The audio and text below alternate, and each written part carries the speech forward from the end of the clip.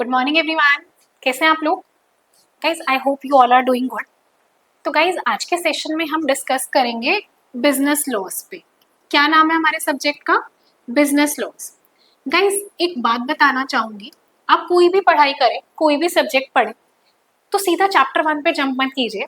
पहले जो आपके सब्जेक्ट का नाम है ना, उसकी रिसर्च कीजिए कि भाई मेरे सब्जेक्ट का नाम अगर बिजनेस लॉ है तो भाई पहले इसका मतलब क्या है ये तो समझ आए मुझे, तभी तो चैप्टर 1, चैप्टर 2, चैप्टर 3 मुझे समझ में आएगा, है ना। तो पहला स्टेप हमारा क्या होना चाहिए कि हम अपने सब्जेक्ट के मतलब को समझें, है ना। हमारा सब्जेक्ट कितने शब्दों से बना है? बिजनेस पहला शब्द, दूसरा शब्द है लॉ। तो पहले हमें इन दो शब्दों को गहराई में जाना पड़ेगा। अगर मैं बोलती हूँ बिजनेस, तो बिजनेस से आप क्या समझते हैं? कुछ गुड्स या सर्विसेज का आदान प्रदान, कुछ गुड्स या सर्विसेज का सेल परचेज क्या बिजनेस कहलाता है? Yes ma'am, obviously it is a business. ठीक है। तो गाइज अगर मैं आपको बोलती हूँ कि मैं बिजनेस कर रही हूँ तो आपके सवाल में, आपके दिमाग में क्या सवाल आएगा? मैम गुड्स का कर रहे हो या सर्विसेज का कर रहे हो? मैं कहती हूँ गुड्स का कर रही हूँ। अच्छा मैम कौन से गुड्स का कर रहे हो? मैं कहती हूँ कि मैं शर्ट्स का बिजनेस कर रही हूँ। अच्छा मैम शर्ट्स को बेचते हो? यस। खरीदते हो? तो मैंने कहा मैं शर्ट नहीं खरीदती हूँ, मैं शर्ट के लिए रॉ मटेरियल खरीदती हूँ और फिर उसको फाइनल प्रोडक्ट में कन्वर्ट करती हूँ, उसके बाद मैं सेल करती हूँ, है ना। तो क्या मैं क्या स्टेप फॉलो करती होंगी अपने बिजनेस में? मैं सबसे पहले जाके रॉ मटेरियल खरीदती होंगी, फिर मैं रॉ मटेरियल अपने लेबर को दे देती होंगी और लेबर इस रॉ मटेरियल को मशीन की मदद से फाइनल प्रोडक्ट में कन्वर्ट कर देता होगा और फिर फाइनल प्रोडक्ट मेरे पास रेडी हो गया। अब रेडी हो गया तो इंतजार किस बात का है? कस्टमर को जाके सेल करो, और जिस दिन सेल करोगे वो आपको सेल प्राइस दे देगा, है ना। अब सेल प्राइस आ गया, अब आप क्या कैलकुलेट करना चाहोगे कि इस पूरी ट्रांजैक्शन में मैंने प्रॉफिट कमाया है या लॉस कमाया है? उसके लिए आपको नंबर 1 अपना सेल प्राइस पता होना चाहिए और नंबर 2 आपको अपना कॉस्ट प्राइस पता होना चाहिए। अगर आपको सेल प्राइस और कॉस्ट प्राइस की फिगर्स पता है तो इन दोनों के डिफरेंस से आप अपना प्रॉफिट या लॉस का अमाउंट निकाल लोगे। अगर सेल प्राइस ज्यादा है और कॉस्ट प्राइस कम है, that means you are earning profit, and अगर वाइसा वर्सा है that means you are earning loss, है ना। तो बिजनेस में तो प्रॉफिट लॉस चलता रहता है, बिकॉज लाइफ कभी भी ऐसी नहीं रहती, लाइफ में अप्स एंड डाउन्स चलते रहते हैं। लेकिन बिजनेसमैन टारगेट किस चीज का रखता है? टारगेट तो प्रॉफिट का ही रखता है ना। कभी कभी लॉस हो जाता है, कोई बात नहीं, चलता है, इट्स लाइफ।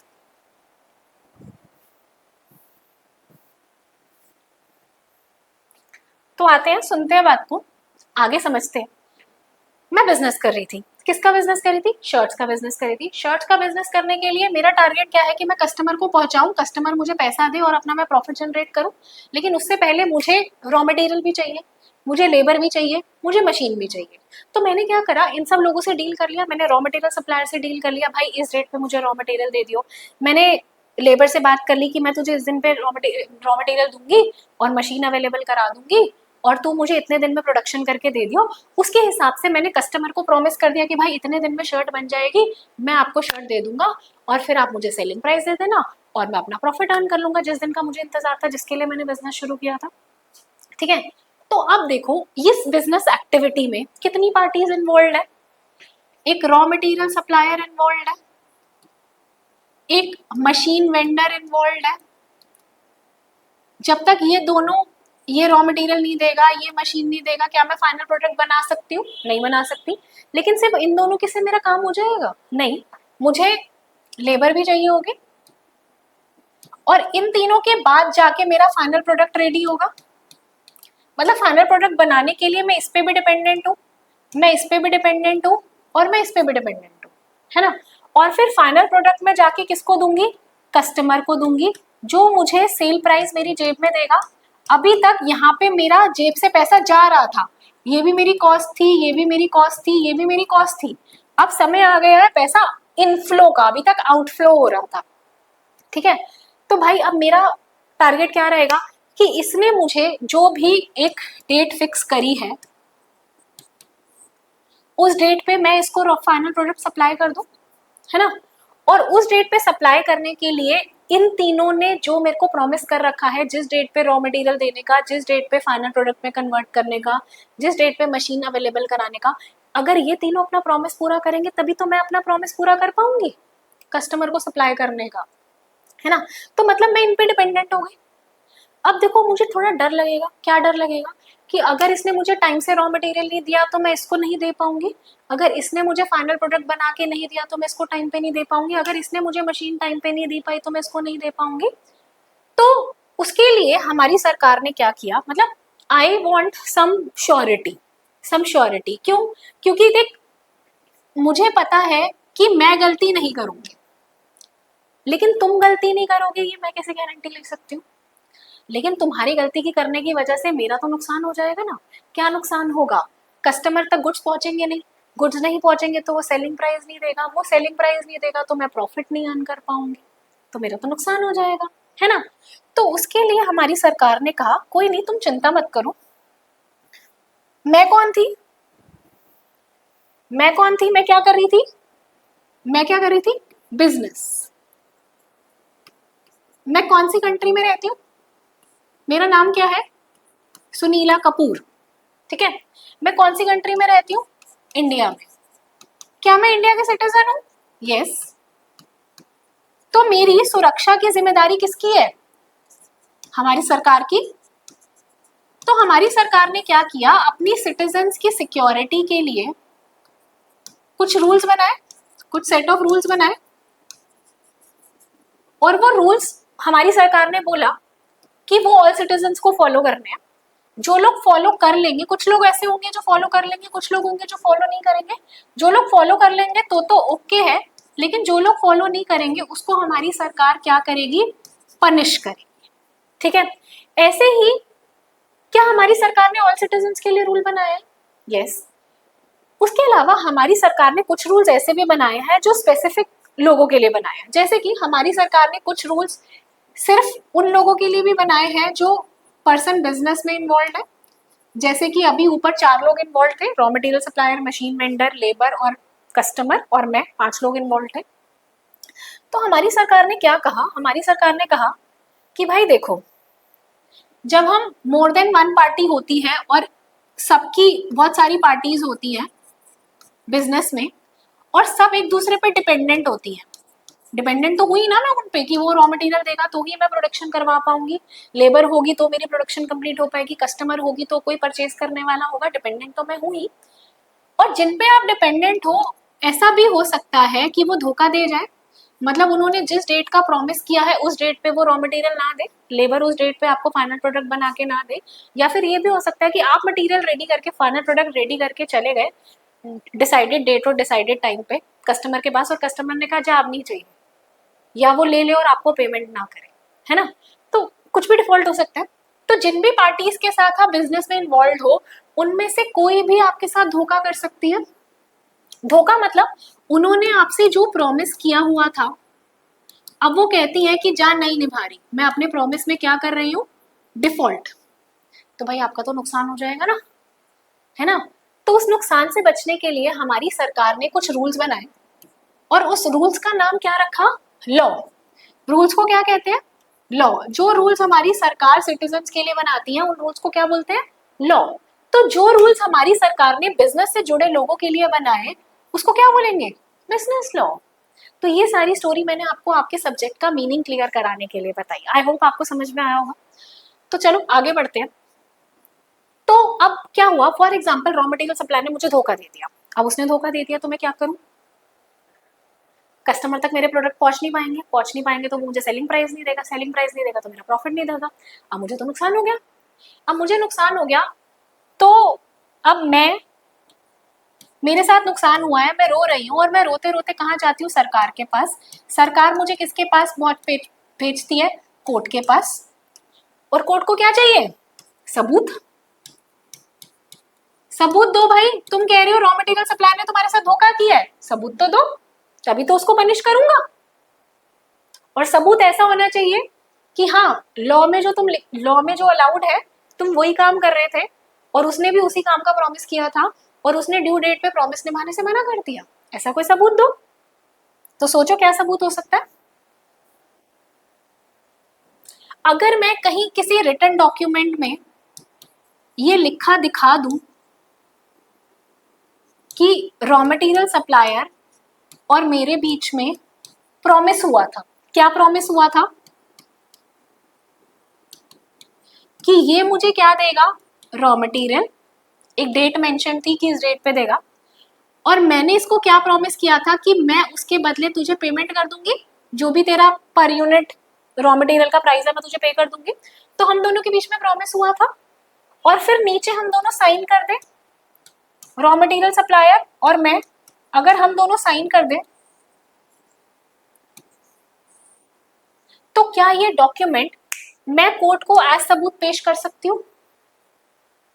देखो सर, जब कोर्ट सबूत को चेक करता है, इन्वेस्टिगेट करता है, तो वो हमेशा इस बात का ध्यान रखता है कि भाई जो सबूत मेरे आगे पेश किया जा रहा है ना, वो सबूत कैसा होना चाहिए, वैलिड होना चाहिए। कैसा होना चाहिए, वैलिड होना चाहिए। अच्छा मुझे एक बात बताओ, ये जो ऊपर वाला डॉक्यूमेंट है उसका नाम क्या होना चाहिए? ऐसा डॉक्यूमेंट जहां पे दो पार्टीज ने एक दूसरे के साथ प्रॉमिस किया है, क्या प्रॉमिस किया है, तू मुझे रॉ मटेरियल दियो मैं तुझे पैसा दूंगी, है ना, और फिर दोनों ने नीचे साइन कर दिया। साइन कर दिया मतलब जो लिखा है उस बात पे दोनों की मंजूरी है। साइन का मतलब तो यही होता है कि ऊपर जो लिखा है हम दोनों उससे राजी हैं। तो भाई ऐसे डॉक्यूमेंट को क्या बोलते हैं, अग्रीमेंट। आई एम श्योर आप लोगों ने अपनी लाइफ में अग्रीमेंट देखा होगा या सुना तो जरूर होगा। For example rent agreement, for example property purchase sale agreement. Rent agreement में क्या बातें लिखी होती है, यही तो लिखा होता है दो पार्टीज हैं, एक लैंडलॉर्ड है, एक टेनेंट है, इन दोनों ने एक दूसरे से क्या प्रॉमिस किया है, लैंडलॉर्ड ने ये प्रॉमिस किया कि मैं तुझे अपनी जगह रहने के लिए दूंगा, और टेनेंट ने क्या प्रॉमिस किया होगा, मैं तुम्हें पर मंथ इतना रेंट दूंगा, है ना, 11 महीने बाद 10% इंक्रीज होगा, इतना सिक्योरिटी का अमाउंट होगा, ये कुछ क्लॉजेस लिखे होंगे और बाद में दोनों के साइन होंगे। क्या वो अग्रीमेंट बन गया? यस। अब अगर मैं कोर्ट के पास जाती हूँ और इसको एज सबूत पेश करती हूँ कोर्ट के पास, तो कोर्ट हमेशा ये चेक करेगा कि जो सबूत मुझे दिखाया जा रहा है, जो अग्रीमेंट मुझे दिखाया जा रहा है, क्या वो वैलिड है भी या नहीं। किसकी नजरों में वैलिड होना चाहिए, लॉ की नजरों में वैलिड होना चाहिए। ठीक है, अब लॉ की नजरों में वैलिड होने के लिए हमें क्या करना पड़ता है, उस अग्रीमेंट में, जो अग्रीमेंट हमने बनाया है ना, उसमें कुछ बातों को जोड़ना पड़ता है। क्या बातें जोड़नी पड़ती हैं कि लीगल फॉर्मेलिटीज कंप्लीट करनी पड़ती हैं। सारी बातें जो अग्रीमेंट में होनी चाहिए वो बातें होनी चाहिए। जैसे कि क्या बातें होनी चाहिए, कम से कम दो पार्टीज होनी चाहिए, ठीक है, और ये दोनों पार्टीज मिलके क्या बनाए, अग्रीमेंट बनाए। अग्रीमेंट में दोनों की सहमति हो, सहमति को क्या बोलते हैं, कंसेंट। और कंसेंट किसी के दबाव में ना हो, अपनी मर्जी से हो, यानी कि कंसेंट जो है वो फ्री हो। दोनों ने एक दूसरे के साथ अग्रीमेंट में प्रॉमिस किया हो कि मैं तुझे ये दूंगा, तू मुझे वो देगा, और तेरे प्रॉमिस के बदले मैं कुछ दे रही हूँ। जैसे तूने मुझे कहा था तू रॉ मटेरियल देगा, तो मैं तुझे बदले में क्या दे रही थी, मनी दे रही थी पर यूनिट के हिसाब से जो भी रेट था। तो that something in return is called as consideration. तो अग्रीमेंट में ये सारी बातें होनी चाहिए, है ना, कि कौन सी दो पार्टीज है, उन्होंने आपस में किस बात पे अग्री करा है, मतलब उनका प्रॉमिस क्या है, उनका कंसिडरेशन क्या है, जो अग्रीमेंट में उन्होंने साइन करा है वो साइन किसी के दबाव में तो नहीं है। ये सारी बातें होनी चाहिए, सारी लीगल फॉर्मेलिटीज कंप्लीट होनी चाहिए, है ना। और जो हमारी कंसिडरेशन है, वो जो अग्रीमेंट का कंसिडरेशन है और जो ऑब्जेक्ट है वो इलीगल नहीं होना चाहिए। फॉर एग्जाम्पल मैं आपको कहती हूँ कि I will supply you drugs, give me ₹5 lakh, क्या जो उसके बदले कंसिडरेशन दी जा रही है या जो उसका अग्रीमेंट का ऑब्जेक्ट है, क्या वो लॉफुल है? नहीं। तो क्या वो वैलिड होगा? नहीं, वो वैलिड नहीं होगा। लेकिन अगर आपको इसको वैलिड रखना है, आपको इसको वैलिड रखना है, तो आपको ये सारी बातें पूरी करनी पड़ेंगी, और पूरी करने के लिए वो कंसिडरेशन और ऑब्जेक्ट का नेचर क्या होना चाहिए, लॉफुल। क्या होना चाहिए, लॉफुल। फॉर एग्जाम्पल मैं आपको प्रॉमिस करती हूँ कि मैं आपको कार दे दूंगी, ठीक है, आप मुझे बदले में 10 लाख रुपए दे देना, लेकिन मैं उस कार की मालिक ही नहीं हूँ। जिस चीज की मैं मालिक नहीं हूँ, क्या मैं आपको वो सेल कर सकती हूँ? नहीं। तो जिस चीज का प्रॉमिस हो रहा है वो परफॉर्मेंस जो है, परफॉर्मेंस क्या है, कार देना, दैट शुड बी पॉसिबल। अगर मैं मालिक ही नहीं हूं तो मैं किसी और की चीज थोड़ी ना आपको दे दूंगी। तो परफॉर्मेंस जो है वो क्या होनी चाहिए, पॉसिबल होनी चाहिए। और जो दोनों पार्टीज है that should be competent. Competent मतलब लॉ की नजरों में अग्रीमेंट को पूरा करने के काबिल होनी चाहिए। जैसे कि हम माइनर नहीं होने चाहिए, हम कम से कम 18 साल के होने चाहिए। हमारा जो माइनर नहीं होने चाहिए, हमारा जो स्टेट ऑफ माइंड है वो साउंड माइंड होना चाहिए, मतलब हम मेंटली फिट होने चाहिए, और हम सरकार की नजरों में डिस्क्वालिफाइड नहीं होने चाहिए। तो जाके हमारा अग्रीमेंट वैलिड बनेगा। सिर्फ अग्रीमेंट बनाने से काम नहीं चलेगा। अग्रीमेंट में तो कितना लिखते थे, बस इतना लिखते थे कि दो पार्टीज हो एक दूसरे से, वो ये प्रॉमिस करे और साइन कर दे। सिर्फ इतना होने से काम नहीं चलेगा। अग्रीमेंट में ये सारी बातें भी होनी चाहिए। कम से कम दो पार्टीज होनी चाहिए। क्यों? क्या मैं अपने गुड्स खुद को सेल कर सकती हूँ? क्या मैं खुद को पेमेंट कर सकती हूँ? नहीं, I need one more party. तो agreement should be between at least two parties, है ना।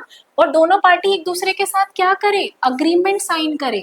अग्रीमेंट में क्या होगा, मैंने जाके रॉ मटेरियल सप्लायर को ऑफर दिया होगा कि मैं तेरे से गुड्स खरीदना चाहती हूँ इतने प्राइस पे। उसने कहा होगा ओके। ओके करना मतलब उसने मेरे ऑफर को एक्सेप्ट कर लिया, है ना, और जाके हमारा अग्रीमेंट बन गया। लेकिन उसने जो acceptance the that should be free consent. Free consent मतलब अपनी फ्रीडम से उसने एक्सेप्टेंस दी हो, अपनी मर्जी से उसने साइन किया हो, उसने किसी के दबाव में साइन ना किया हो। फॉर एग्जाम्पल मैं उसके यहाँ पे बंदूक रखती हूँ और बोलती हूँ साइन कर वरना गोली चला दूंगी, तो अपनी मर्जी के बिना भी उसको साइन करना पड़ेगा। लेकिन अगर उसने अपनी मर्जी के बिना साइन किया है तो वो अग्रीमेंट वैलिड नहीं है। तो अग्रीमेंट को वैलिड बनाने के लिए कंसेंट शुड बी फ्री। और अगर वो मुझसे कोई प्रॉमिस कर रहा है तो मैं भी तो बदले में कुछ दूंगी ना। वो मुझे कह रहा है रॉ मटेरियल देगा तो मैं भी तो बदले में उसको मनी दूंगी। तो ऐसा अग्रीमेंट जिसमें सिर्फ एक पार्टी प्रॉमिस कर रही है, दूसरी कंसिडरेशन नहीं दे रही है दूसरी पार्टी, तो वो क्या वैलिड होगा? नहीं, क्योंकि हम बिजनेस लॉ पढ़ रहे हैं, हम बिजनेस कर रहे हैं, हम चैरिटी नहीं कर रहे हैं। तो अगर तू मुझे रॉ मटेरियल दे रहा है तो बदले में मैं भी तो तुझे मनी दूंगी। तो कंसिडरेशन होना जरूरी है। और कंसिडरेशन और ऑब्जेक्ट जो है वो लीगल पर्पस के लिए होना चाहिए, अनलॉफुल पर्पस के लिए नहीं होना चाहिए। और जिस चीज का मैं प्रॉमिस कर रही हूँ कि मैं मनी दूंगी तो मेरे पास मनी होना चाहिए। अगर वो प्रॉमिस कर रहा है कि वो रॉ मटेरियल देगा तो उसके पास रॉ मटेरियल होना चाहिए। और हम दोनों पार्टीज जो हैं वो कॉम्पिटेंट होनी चाहिए। कॉम्पिटेंट मतलब लॉ की नजरों में हम कॉन्ट्रैक्ट करने के लायक होनी चाहिए। तो 3 कंडीशंस हैं उसकी। पहली बात, हम लॉ की नजरों में डिस्क्वालिफाइड नहीं होने चाहिए। दूसरी बात, हम दिमागी तौर पे फिट होने चाहिए। तीसरी कंडीशन है हमारी एज कम से कम 18 साल की होनी चाहिए। तो अगर ये सारी बातें जुड़ी हुई हैं किसी अग्रीमेंट में तब जाके वो अग्रीमेंट वैलिड बनता है ना। और इन सारी बातों को हम क्या बोलते हैं, अगर ये सारी बातें किसी अग्रीमेंट में जुड़ी हुई हैं तो हम बोलते हैं हमारे अग्रीमेंट में कौन सा क्लॉज प्रेजेंट है, एनफोर्सिबिलिटी क्लॉज। ठीक है। और अगर किसी अग्रीमेंट में हम ये सारी बातें जोड़ देते हैं, मतलब अगर किसी अग्रीमेंट में हम एनफोर्सिबिलिटी को जोड़ देते हैं तो वो अग्रीमेंट हमारा क्या बन जाएगा, वो अग्रीमेंट हमारा अग्रीमेंट से कॉन्ट्रैक्ट बन जाएगा। अब वापस आइए उस एग्जाम्पल पे जिसमें मैं कोर्ट को सबूत दिखा रही थी।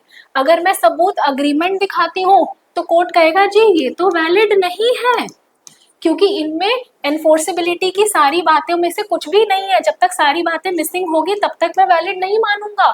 लेकिन अगर आपने उस अग्रीमेंट में एनफोर्सेबिलिटी की सारी बातें, ये सारी बातें जोड़ दी तो क्या बन गया, कॉन्ट्रैक्ट। और क्या कॉन्ट्रैक्ट वैलिड सबूत होता है? यस। तो अगर मैं कोर्ट को वैलिड सबूत दिखा दूं, कॉन्ट्रैक्ट दिखा दूं, तो क्या कोर्ट को मेरी बात पे भरोसा हो जाएगा?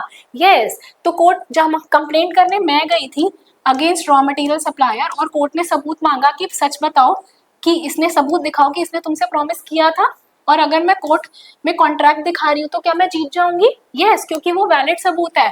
फिर कोर्ट मुझसे पूछेगा बताओ इसकी डिफॉल्ट की वजह से ये तो पता चल गया कि इसने डिफॉल्ट किया है, अब बताओ अब मुझे बताओ कि इसकी वजह से तुम्हारा कितने अमाउंट का लॉस हुआ है। मैंने कहा 1 लाख का। तो कोर्ट इसको क्या ऑर्डर करेगा कि भाई इसको 1 लाख रुपए पे कर, तो मेरे लॉस की भरपाई हो गई। तो बिजनेस लॉ का पहला रूल क्या कहता है, जिन भी पार्टीज के साथ डील कर रहे हो क्या साइन कर लो? कॉन्ट्रैक्ट। आज अगर मैंने साइन ना किया होता कॉन्ट्रैक्ट, क्या मेरे लॉस की भरपाई मुझे मिल पाती? The answer is no. तो लॉ का, बिजनेस लॉ का पहला रूल क्या है? जिस भी पार्टी के साथ डील करो, क्या बना लो? कॉन्ट्रैक्ट। क्या बना लो? कॉन्ट्रैक्ट। तो गाइज आज के लिए इतना रखना है, बाकी रूल्स नेक्स्ट क्लास में डिस्कस करेंगे। Thank you so much for watching the video.